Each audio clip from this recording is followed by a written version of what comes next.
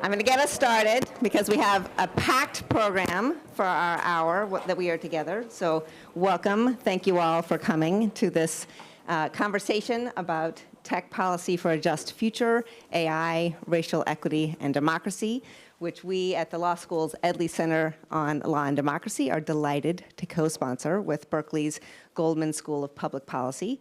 I'm Catherine Lhamon. I'm Executive Director of the Edley Center, and I look forward to moderating our terrific panel today.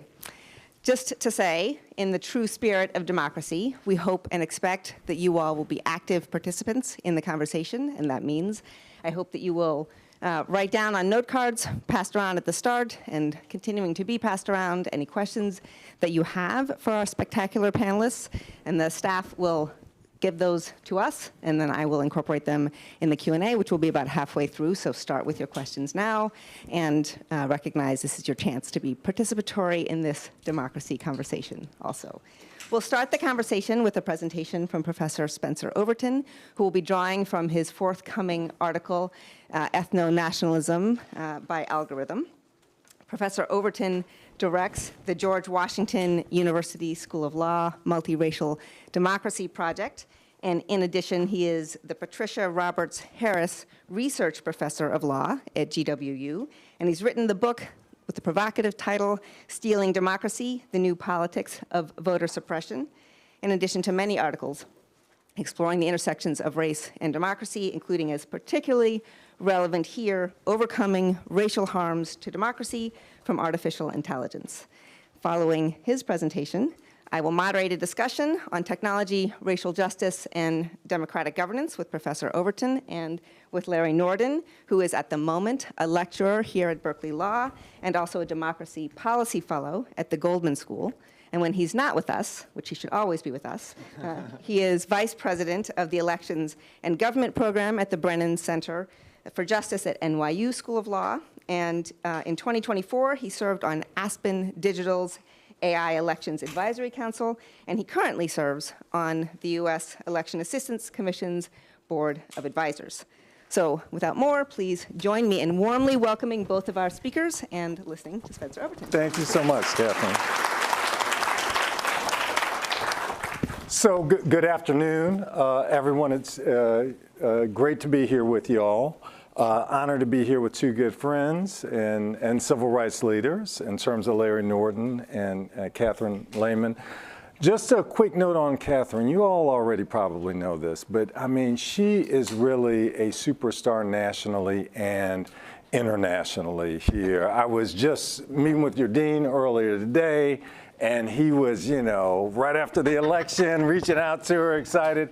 And this is already a great place. It's an even better place in terms of her being here, in terms of leading the Edley Center. And I'm looking forward to partnering with you on various projects here.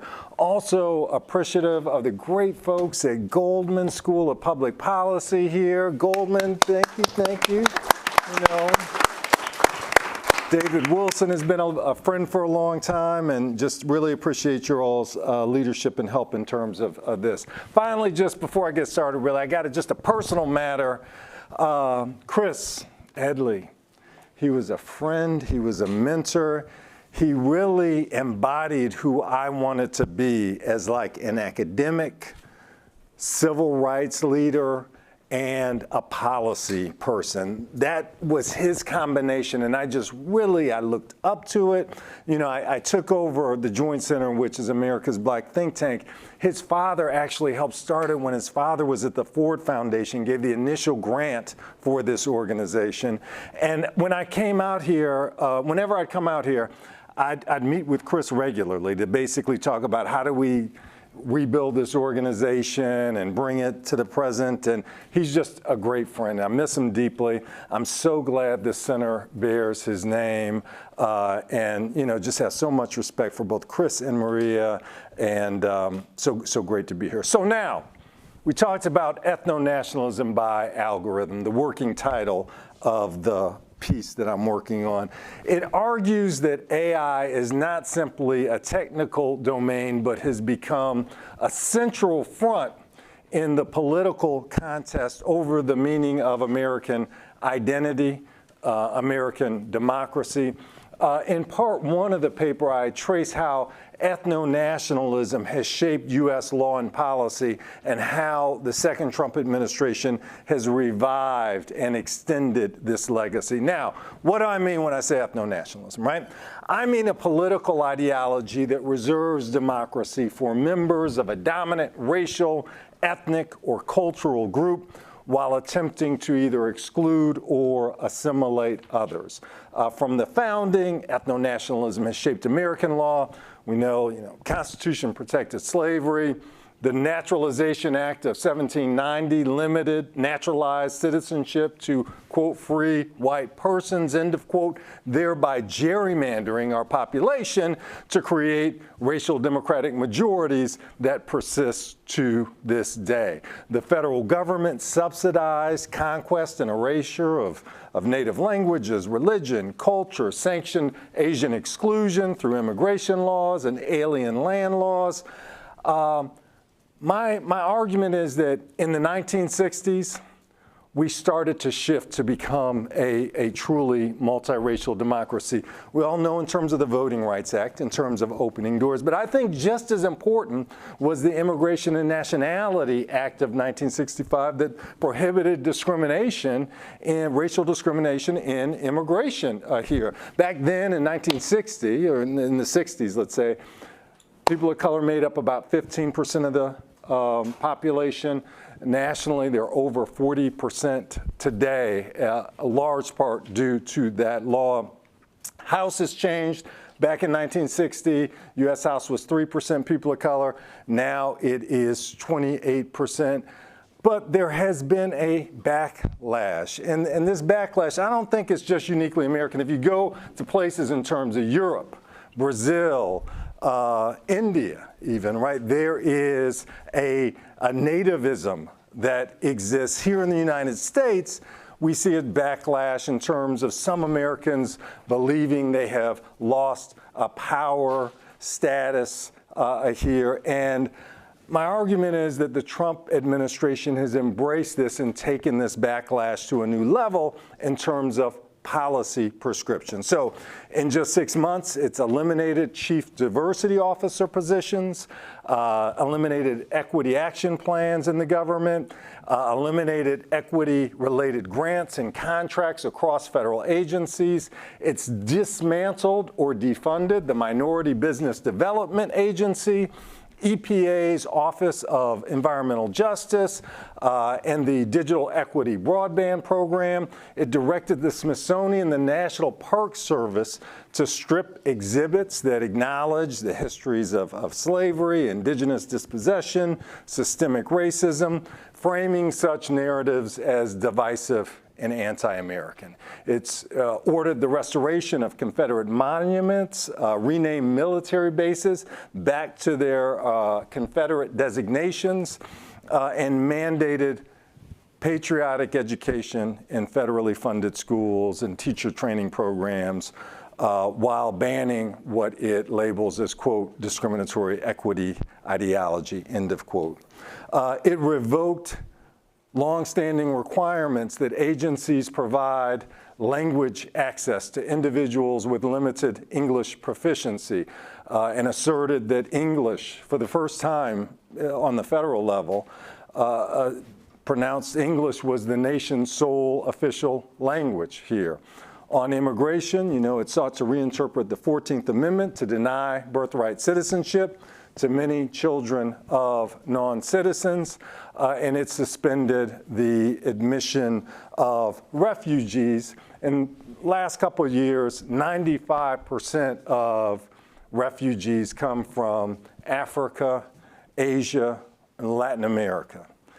But then it carved out exemptions for white Afrikaner immigrants from South Africa. Now, my argument is these actions aren't isolated. They reflect a coherent cultural project here about dominance here and to marginalize pluralism and difference. Even as this perspective invokes colorblindness, the administration advances a vision in which cultural assimilation is a national imperative, and where racial diversity is no longer a public good. I believe that these principles, this approach, also shapes the administration's approach to AI governance. Now, before we kind of turn to that, I just want to explain how unregulated AI can advance ethno-nationalist objectives. Most of us are familiar with AI bias, like bias in credit scoring, criminal justice, risk assessments, hiring platforms, facial recognition, right? We've seen that, we're familiar with that. I think something that's less appreciated is what I call homogenization, or the pluralism problem with language models. Basically, these function as averaging machines, and they optimize for dominant patterns. The result is really a suppression of dialects, erasure of minority cultures, privileging of dominant narratives here. We've seen this in the past in terms of conquest from different communities. There's a concern that AI will accelerate that. Racially targeted deceptive practices ranging from paper flyers to Russians setting up fake Facebook pages, right? Discouraging black voter turnout. They've long been a part of our country. Generative AI expands the opportunity for more of that. Behavioral manipulation is also a danger. Chatbots have the capacity to collect data, right, and then use that data about a user to produce content, to persuade, to push, to nudge that user into different approaches. And this could be used to advance ethno-nationalism. Now, without policy safeguards, the point is AI can pose a real danger. Unfortunately, day one, January 20th, the Trump administration rescinded a Biden AI order that required agencies to mitigate algorithmic discrimination. 3 days later, the administration revoked, 3 days later after that, after revoking, Trump issued his own EO called, quote, Removing Barriers to American Leadership in Artificial Intelligence.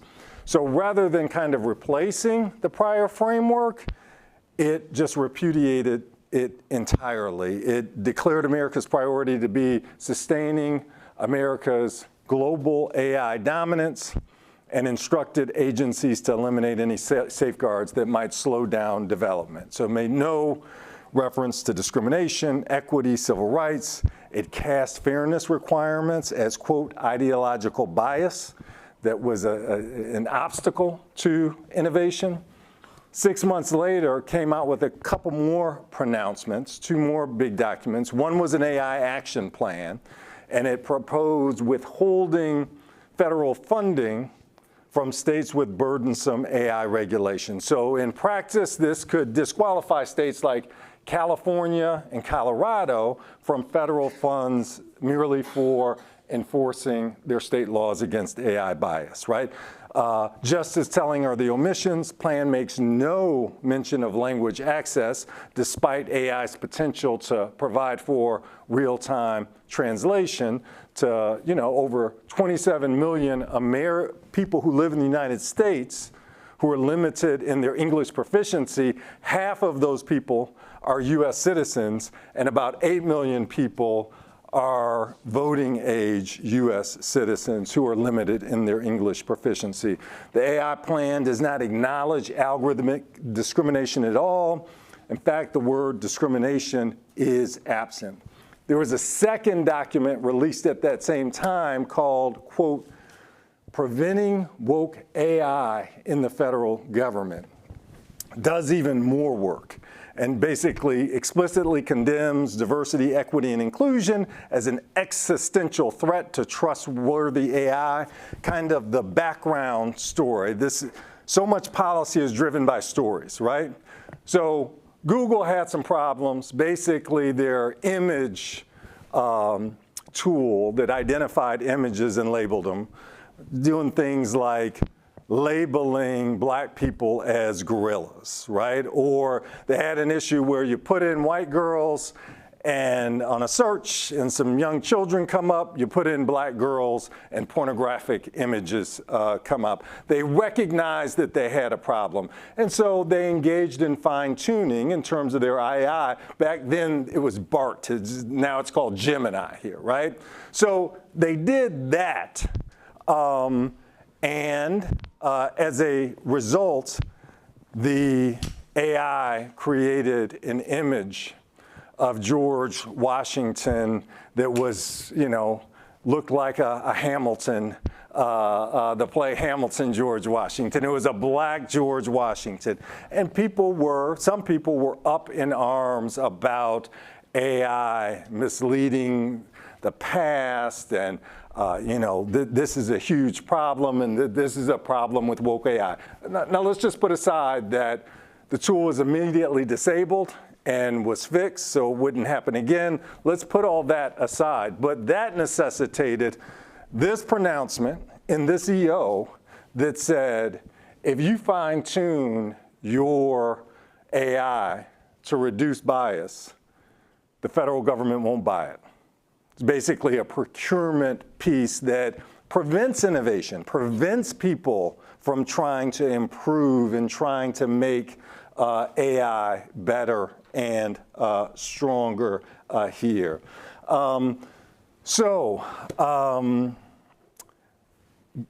These policies were operationalized throughout the government. EEOC removed its May 2023 guidance explaining how Title VII applies to algorithmic hiring tools. Department of Labor withdrew requirements that federal contractors test AI tools for discriminatory outcomes in hiring, promotion, and termination. HUD rescinded some safeguards against racially biased automated appraisal models. The Consumer Financial Protection Bureau revoked fair lending rules that creditors provide specific and accurate explanations for algorithmic credit decisions here. There were some similar changes at NIST here, the National Institute of Standards and Technology, in terms of no longer funding and supporting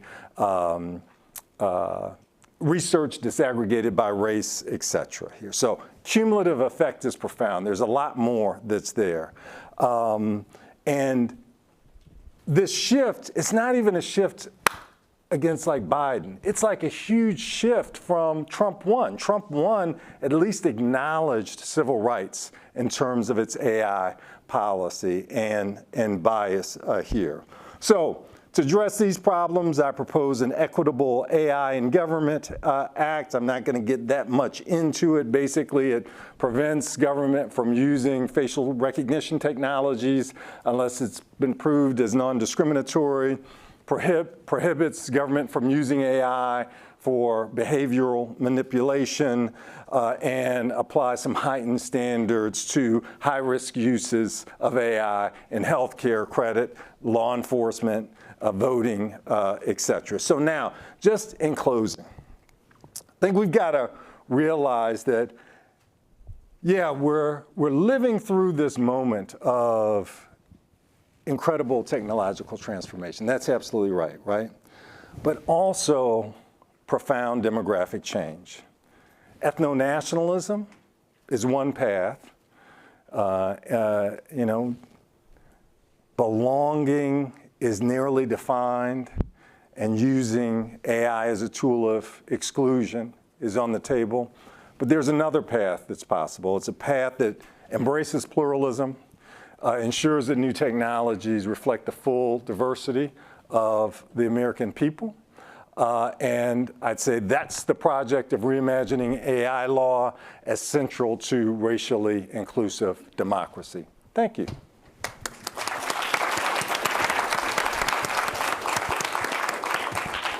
So I'm excited about leading us along the path to a fully racially inclusive democracy. That is a nice way to end and begin where we go next. I'm going to just start with a question for Larry and just remind you all that if you want to use your voice in this conversation, the note cards are the way to do it, and send us your questions. Otherwise, it'll just be our voices. But Larry, Ray, you have co-authored a literal book on how to use AI to strengthen democracy in your life at the Brennan Center. So I hope that you can give us a little information about what you think is possible and required for using AI in that way. Yeah, happy to. And before I answer that question, Catherine, I did want to also thank the Goldman School, Emma Law School. I want to say I just got here a few weeks ago, and when I reached out to the Goldman School to say Spencer Overton is coming to town, he has a really interesting article that I think people should hear about. Just in the way they have been with everything when I've reached out, they were so welcoming and got right on it to put this event together. So I want to thank them and to thank the law school. And I did not have the same personal relationship with Chris Edley that the two of you did, but he was a great friend to the Brennan Center. Catherine, I just want to say I was thrilled to see that you will be leading the center, and it's a real boon for Berkeley and the community. So to answer your question, maybe I'll just I'll start by just giving a little quickly background on the Brennan Center. We are based at NYU, and we're a think tank and legal institute that is devoted to promoting the values of democracy. I lead a team, the Elections and Government program at the Brennan Center. It's about 30 folks. The Brennan Center, I started the Brennan Center, it was about 30 folks. It's now about 200. And as the name implies, we elections and government, we focus a lot on elections, right? So that's election administration, that's election security, that's money, campaign finance, money in politics, all these things, how they impact our elections. More recently, we've been focused on election misinformation, foreign interference, more recent challenges. In the 15 to 20 years that I've been working on this stuff, technology has had an incredible impact on elections, right? From the Help America Vote Act in 2004, computerizing everything, to more recently seeing, cyber attacks against our election systems, and the use of social media to help foreign governments interfere in our elections like we haven't seen before. So in November 2022, just after the 2022 election, ChatGPT 3.0 came out, and one of my colleagues was playing with it and said, I think this is gonna have a huge impact on our elections and democracy. We should look into this. And so we had the experience of reaching out to technical experts in the past and decided to do the same thing. So we partnered with the Georgetown Center for Security and Emerging Technologies, who had done a lot of work on AI. And we said, we want to understand how this is going to affect elections. And so a lot of, many of the recommendations that are in the document that you referred to, Catherine, are very focused on the mechanics of elections, right? Like the first things we were looking at, and Spencer and I have had this conversation a little bit, I think we kind of approached it the same way at first. How is this gonna help? How is this gonna harm? Things that we know about to help us just understand, right? So we were looking at things like deepfakes and of political candidates and political communications. What would that do to the information environment? What could some remedies be? We were looking at how it might impact election security, how it could impact election administration, right? There are lots of very positive ways, potentially, that AI could make elections run better. We could learn more about our elections when they fail. We could translate things for different communities. Voter suppression, obviously, also something, a lot of focus on how AI could enhance voter suppression. And so there are recommendations about all these specific things, but the longer we worked on this, the more it became apparent that there were bigger, and a lot of this overlaps with what Spencer had talked about, but bigger threats to our democracy from AI. So while we have very specific recommendations about election security and administration, and we think that there should be guidance for election officials and how to use AI, to be very careful that they're not inadvertently suppressing votes. The bigger recommendations in the front cover a few things. One is some of what Spencer just talked about, the public use of AI, and this was a Biden administration strategy. How can we use the government's use of AI to foment best practices, get some guidance for the rest of the field, maybe nudge AI companies to be considering things like bias and the homogenization that Spencer talked about. I also came to believe, and this is reflected in the document, transparency from these companies is incredibly important from AI developers.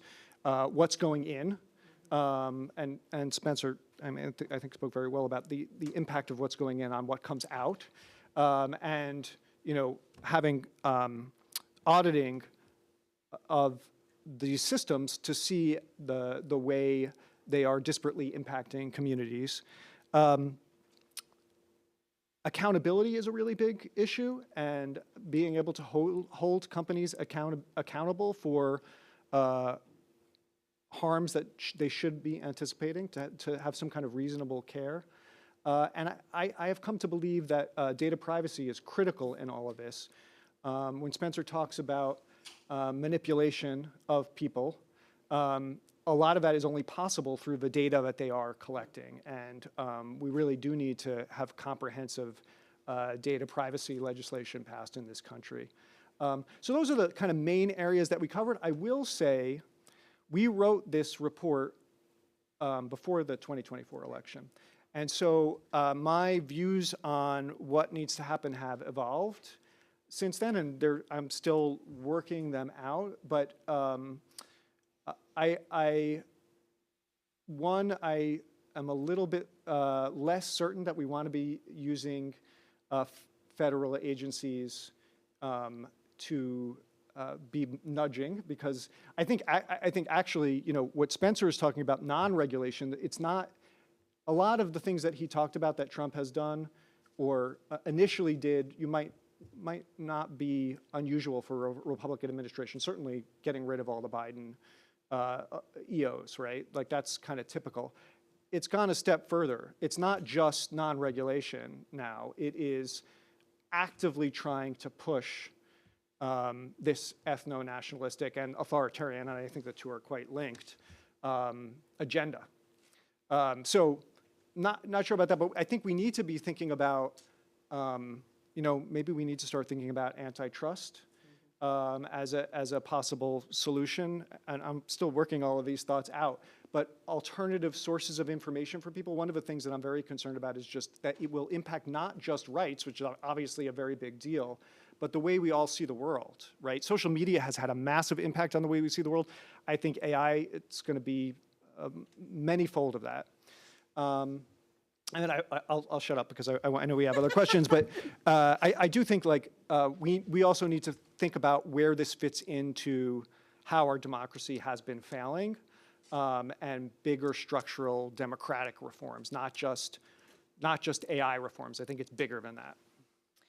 So, Larry, you just talked to us about the ways that government can nudge for good and is now nudging in ways that you're concerned about. I think, Spencer, you highlighted some deep concerns about what is coming already from the ways that the current administration is nudging. And Spencer, you pointed out that the executive actions in this administration are about procurement and about the dollars, the ways that the federal government will buy use of AI. Do we live in an, can we have some hope is what I'm going to. Can you both give us some hope? But do we live in a time when we can buy our way out of it? We don't have to rely on the federal procurement, and there's a way not to be so reliant on federal nudging. Can you both, I know you're thinking out loud about it, and this is new for you because it's different from where you were pre-2024 election, but maybe we can think together about what's possible, and if you could both speak to whether you think there's a way forward, notwithstanding the existing executive actions. I'd appreciate it. Well, I definitely think that there's a way forward, and I just also want to apologize. And I want to apologize for not acknowledging Professor Sonia Katyal here. I mean, her work is so outstanding and influential in this. I mean, like, I can't write something without citing her, honestly, here. So we just appreciate you and your many contributions in terms of, you know, civil rights, technology, just incredibly important. So I do think that there are some lovers, and I do think that there is hope here. Number one, folks might immediately say, well, if we can't do anything in the federal government in the next 2 or 3 years, then hey, let's go work on some other problems. I think to figure out what the big solutions are, you need time to figure that out, for different groups to get together and figure out, you know, if one could say, what's the perfect system, that takes some time to do, right? And so state work, local work in terms of procurement, I think all of that is important. Engaging companies directly, kind of one-on-one, and having some exposure here with regard to companies, I think all of that is incredibly important, in part because I think that companies do feel like they're under the microscope by the administration, right? They feel like they've got this front row seat. Everything they do is being examined by this administration, and kind of having a little bit of a counter push. There's some other factors here, as you all know, in terms of the Brussels effect and the European Union playing a leading role. So I just don't believe that one should throw in the towel. Now, I do think that folks who believe in a strong multiracial democracy need to be engaged in this space. I think that civil rights community, there could be more infrastructure built and expertise developed to deal with these issues. So certainly there are some things that need to be done from an infrastructure side as well. Right. Yeah, I'll just echo a few things that Spencer said. I do think the state laboratory of democracy route is very important, and I think the other side, if I can call them that, recognizes that as well, which is why, you know, there was this effort in Congress. It failed. Oh, just a second. I'm yeah. sorry. And when you say the other side, I don't think, and you tell me if I'm wrong, I don't think you're saying anything that's partisan. No, I'm you're not. saying something that is Absolutely. folks who believe in pluralism and are on one side, yeah, and there are right. people of all different backgrounds who believe in civil rights and pluralism, et cetera. Yeah. And then there are other folks who are kind of feeling cultural anxiety and want to kind of impose one vision on the world of it. And that, I think, is the other side as opposed to anything else. Thank you for Correct me if I'm clarifying that, wrong. Spencer. No, you are correct. That is certainly what I meant. I did not mean that in a partisan way.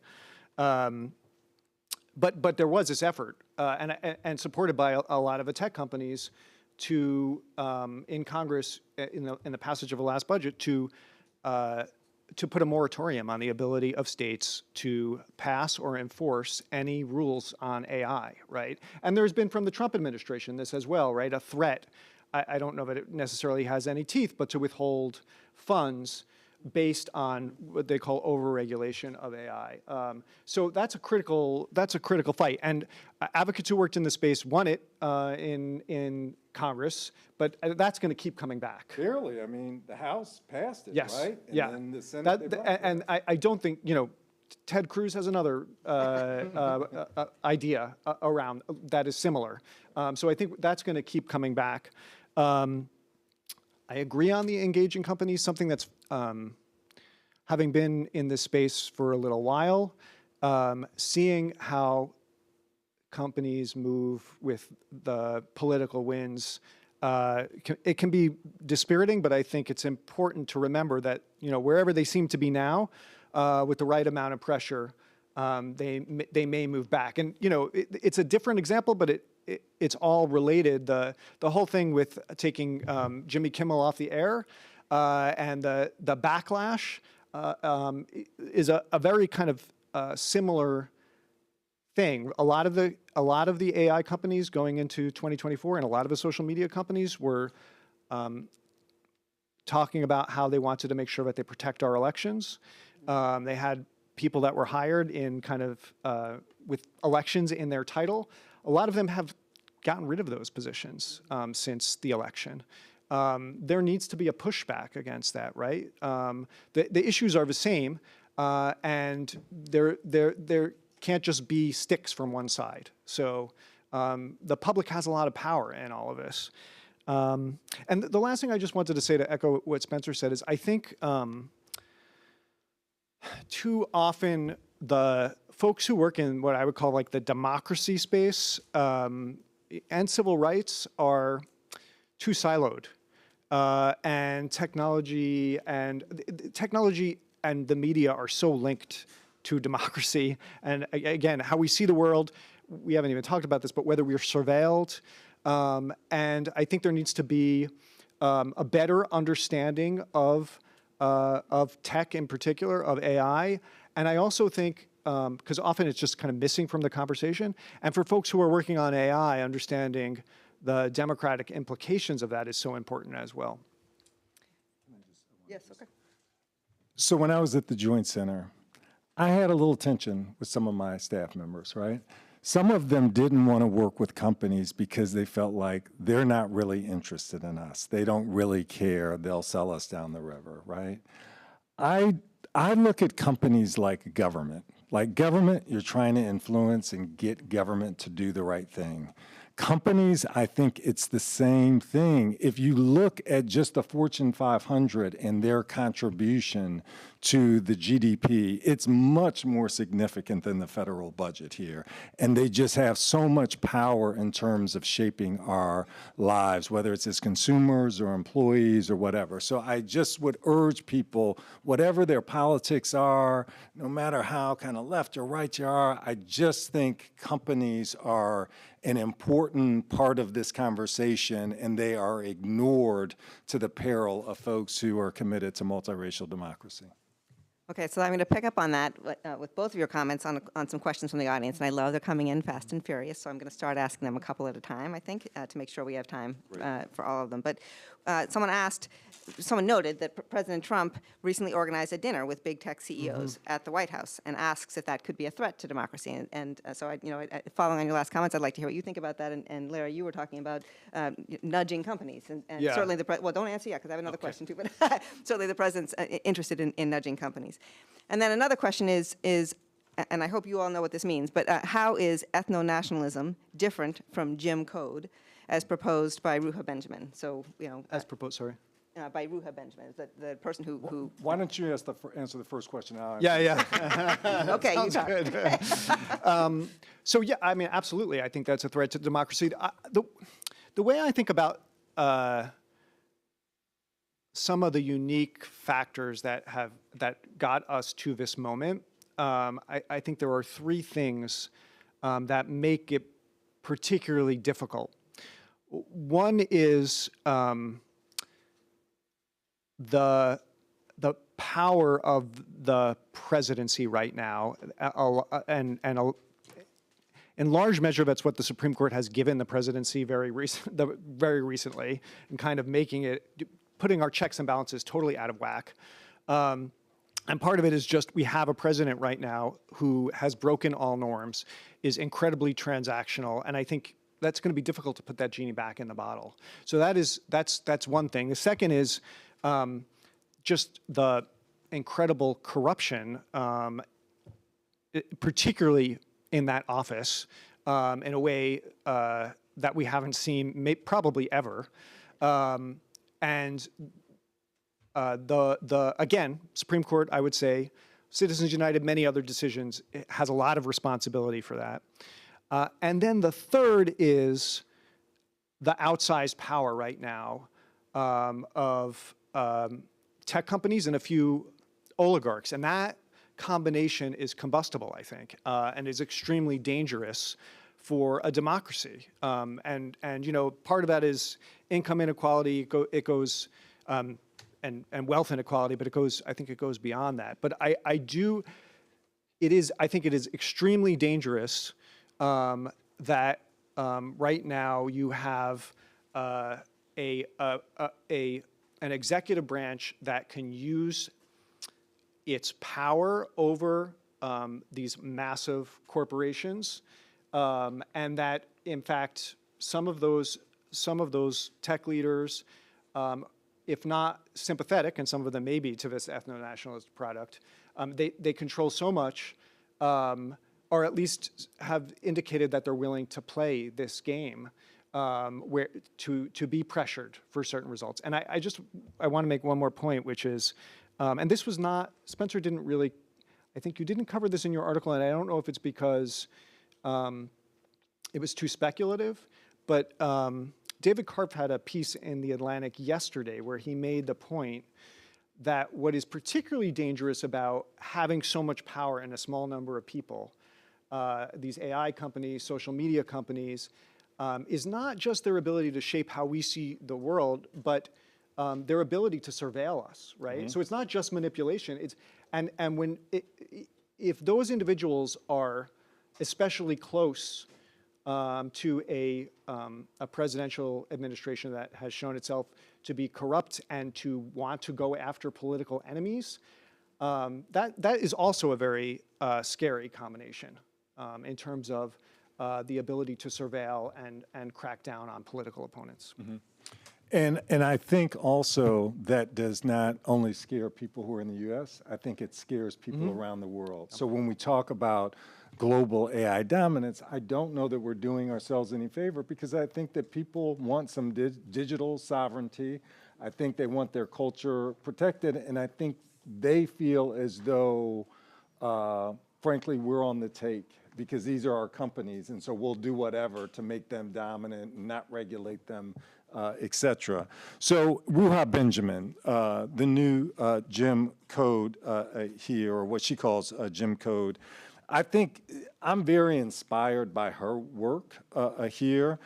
So it's similar in the sense that I'm inspired by her. I also, she's not an AI optimist or pessimist. She believes that we make decisions and that we can control both the technology and the law, and it's about the decisions we make. And I'm completely with her in terms of that. If there's a difference, I think it would be, I definitely focus on history and where we are in our context, in our racial history, but I really do believe this ethno-nationalism is a worldwide phenomenon. If you look again at Germany and the rise of AfD and you know, J.D. Vance meeting with the leader of AfD and saying, hey, we can put the Nazi stuff in the past and, you know, protect Germans in Germany and kind of be nativist and anti-immigrant. This is something that's around the world. And when I was in Germany and I talked to people about, well, what are you going to do about this? Their response, it sounded like Democrats here, like going down this bullet point of why AfD is wrong, as opposed to a real strategy about what's a pluralistic society that is inclusive and incorporates, you know, all different types of people in terms of background here. So I think that this, looking at it past kind of a discrimination or even a past systemic discrimination and thinking about where are we now and where are we going and how do we grapple with this cultural anxiety in terms of creating a multiracial democracy, not just where Latino and Black folks in LA can share power, right? But also where kind of everybody has a seat at the table and we're kind of navigating. So I think that might be a contribution or something that's a little different. Great. I'm going to now ask 3 questions together Okay, because it's sort of related and we're short on time. One, people are looking for hope. So could good AI help us draw better congressional districts? What might be unintended consequences and downstream risks? Also, do you have examples of promising positive uses of AI to strengthen democracy despite the political environment? And alternately, what do you most fear heading into the next elections? And I'll just point out, I'm not sure which election the questioner was asking about, but we have a consequential election here in California in November. So it could be very soon, could be shortly thereafter. Go. All right. So I guess on examples of hope, I have seen AI used for good. Again, my focus is elections.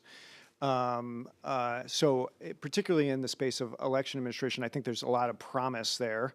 I think there's also promise in terms of, well, let me start with that.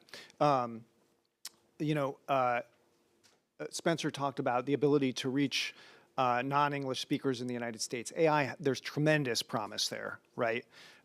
There is tremendous promise, and I've seen election officials start to do this. AI is very good at recognizing patterns, figuring out when something went wrong. There were long lines, and there have repeatedly been long lines at certain polling places. Why is that? What patterns can we see in the problems? How can we find polling places that are closer to public transportation? There are a whole number of things in the election administration space. I think as with anything with AI, we've got to be really careful, and there needs to be guidance for election officials, but they're incredibly under-resourced, right? You're often talking about people who have like one person in the office, them, and they have 5 other jobs, and they also are supposed to be running our elections and maintaining voter registration rolls. It's just a very challenging job, and there's some really good work in giving election officials some ideas and guidance right now to make elections better. I'm trying to remember, there was another example that I was going to give in terms of, and now I'm forgetting what it was, I should have written it down, in terms of AI, but I'll probably remember after Spencer has a chance to talk, but I will say in terms of my fears going into the next election, whether it's 25, 26, or 28, is less about, I'll just be honest, is less about AI and emerging technologies. I can imagine AI being used for lots of bad things, lots of bad data analysis to make false claims about non-citizens voting, things like that. But my biggest fear is just federal interference in the running of our elections. I'll just be honest, that's the big thing right now. Are we going to see, because there have been plenty of indications in the past that the president would like to do things like this, are we going to see deployment of National Guard or ICE around elections? Are we going to see the seizing of voting equipment or the attempt to seize ballot boxes when counting is still happening? I think those are the things, in the very short term, I'm less worried about in terms of interference in elections. AI playing a role is just, bad actions from the federal government. Mm-hmm. And Spencer, before you answer, I'll just note in your paper, you talked about the ways that AI can be used and is particularly effective at suppressing votes from people of color. And so I wonder if you have the same universe of worries and not worries, or if you could speak to that issue too. Sure, and I'm also going to do a commercial. Okay. And this is going to be a commercial for myself as a scholar, but then also the Brennan Center, since I rely so much on their work here, right? So I've got a couple of pieces. The first piece I did a couple of years ago was harms of AI to multiracial democracy, and I really tried to chronicle some of those harms. I think kind of popular opinion is deception in terms of generative AI, and I think that's definitely an issue.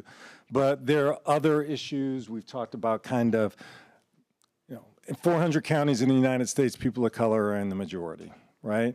And if you were to target election officials in those particular counties, and whether it's with mass record requests that have been not just a copy and paste where you can easily detect that they're identical, but are unique as a result of generative AI, that could kind of gum up the works a bit. We've talked about bias, and are some of these tools bias, whether it's signature verification on mail ballots or registration rolls in terms of identifying folks that shouldn't be on the rolls. So Brennan Center's done a lot of that. This piece lifts it up. And to add one more piece, part of it is what the federal government may do. Part of it is scaling back on entities like CISA, right? Yep. Just like you say, we're going to take away your Secret Service to make you vulnerable. Like, hey, we're going to roll back on these entities that inform election officials about attacks, cyber attacks, et cetera. Okay, so that's the harms piece. Subsequent, all this stuff is at SSRN, by the way. You know, Spencer Overton, SSRN, right? The other piece is about benefits, right? And in that piece, I basically say, I don't agree with the AI optimists that basically say, this is all sugar and spice and everything is gonna be great for everybody here, right? Like that's a marketing ploy here, right?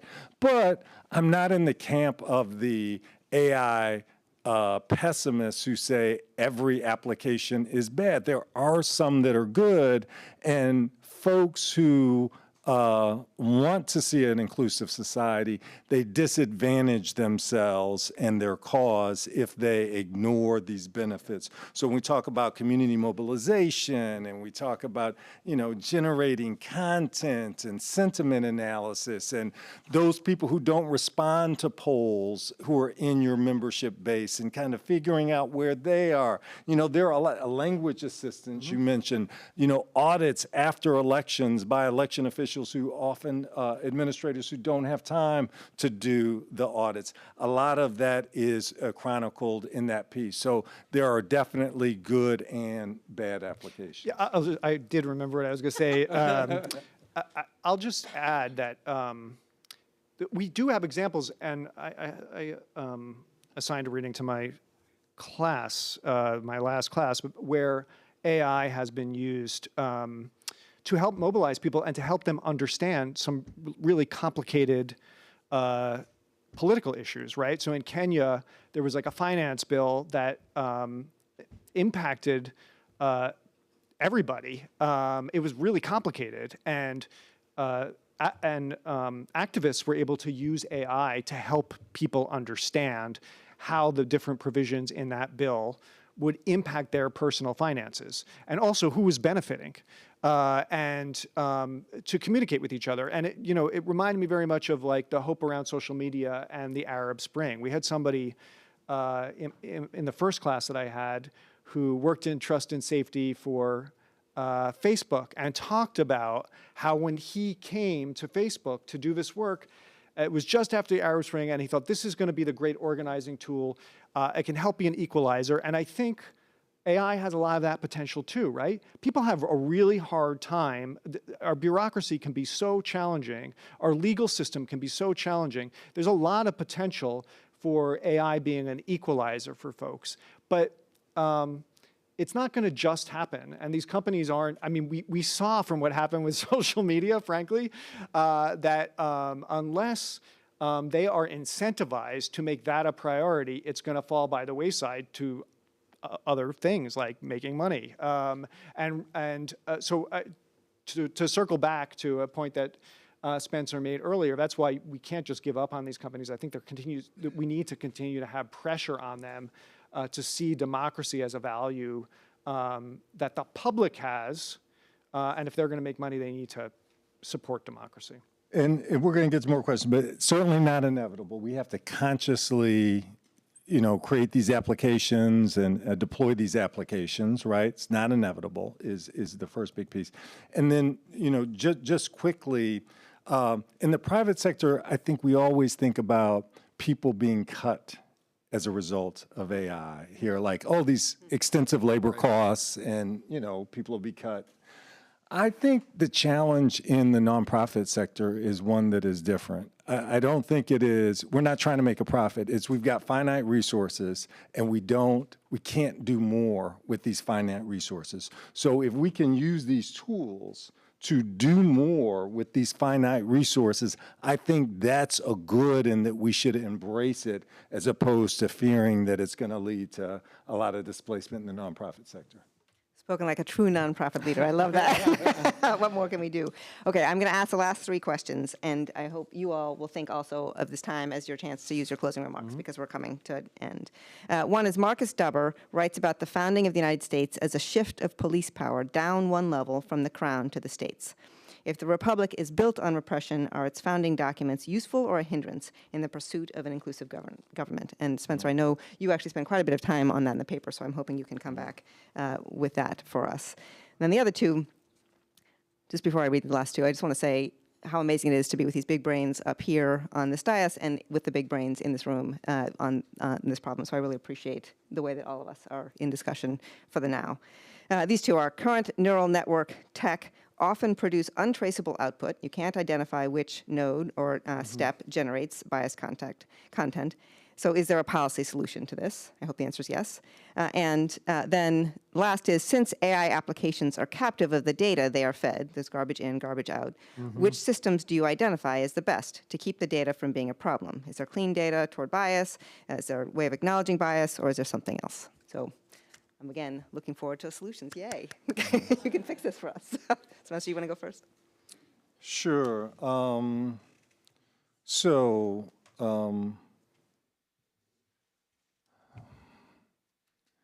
I really think that the people who are in this room are like the new founders here. So as opposed to kind of hearkening back to what some people who don't understand our world, who are slaveholders, who are thinking about manifest destiny, there's some things that we can learn from them.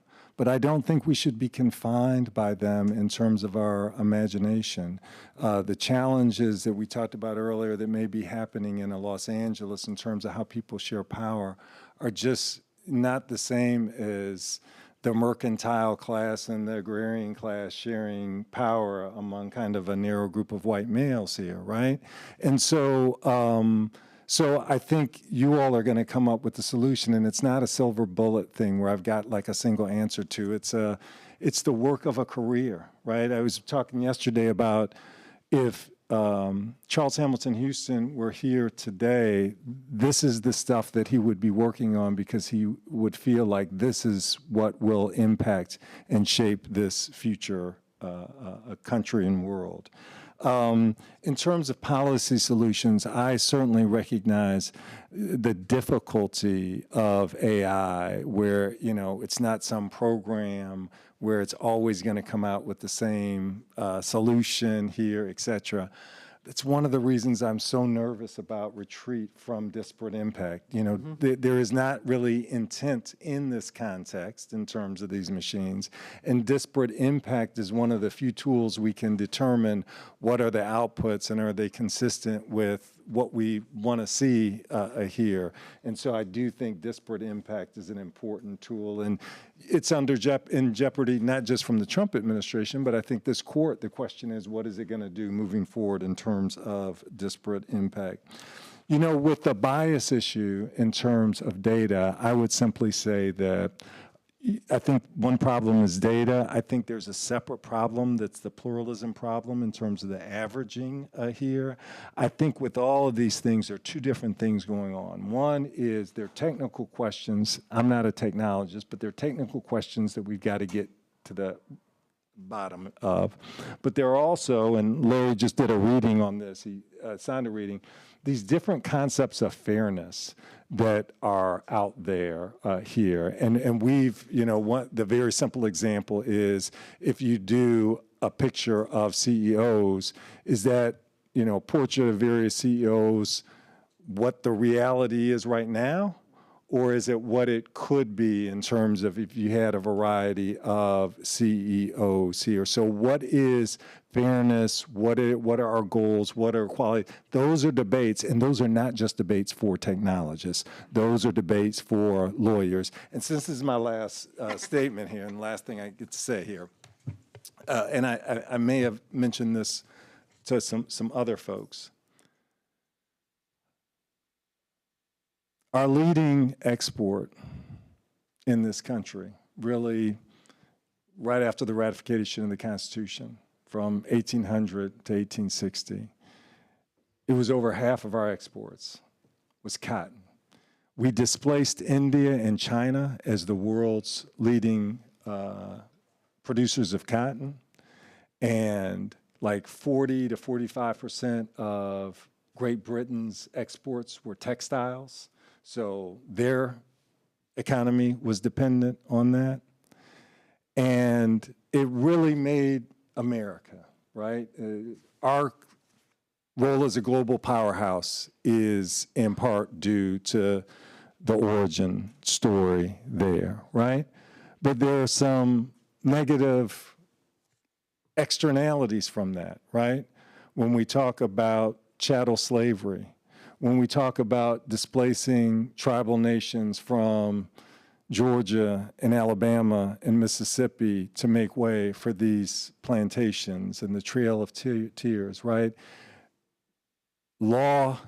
Lawyers enforced and protected that economic growth as opposed to some other values, right? I think a similar analysis could be said with regard to the Industrial Revolution in the United States. Great, we enjoyed the standard of life for this history, but we are out of time. Don't leave that clock I up there. got you. So, yes. Moral of the story is there are these negative externalities. There's a role for lawyers in here to create that world. I'm sorry. Thank Go you. ahead. Thank you. Okay, so Larry, we're out of time. Less than 30 seconds. I'm sorry, Larry.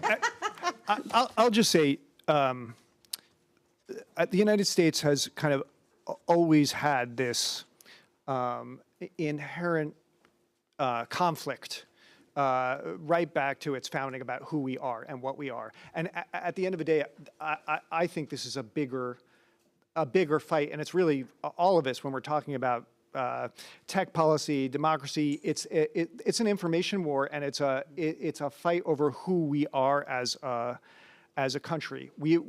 That is the history of the United States. You have the post-Civil War period where there was a rebirth of understanding of who we are.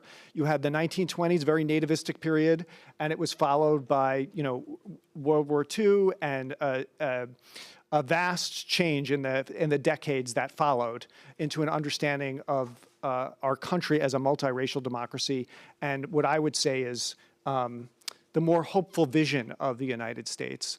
And at the end of the day, all of this, I really believe, comes down to us better communicating our vision of what this country could be, can be, what our ideals are.